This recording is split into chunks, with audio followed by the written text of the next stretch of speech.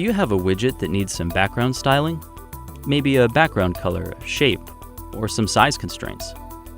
Try wrapping it in a container widget.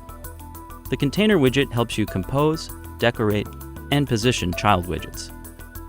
If you wrap your widget in a container widget, without any other parameters, you won't notice any difference in appearance.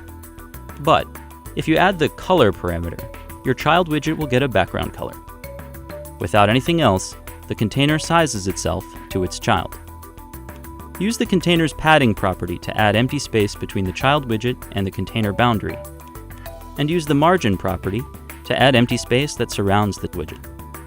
With the decoration property, you can add a shape to your container, like a circle.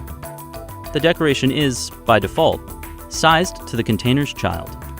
In this case, the container fits the circle decoration to the narrowest parameter, the text widget's height.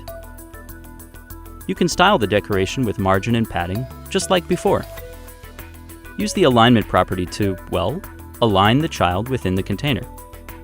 Once you set alignment, the container will expand to fill its parent's width and height. You can override this by setting the container's width and height properties, or by using the box layout model.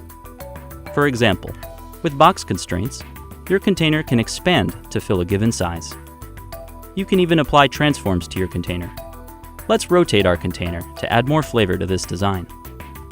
For still more ways to add visual flair to your app with container, and info on all other Flutter widgets, head to flutter.dev.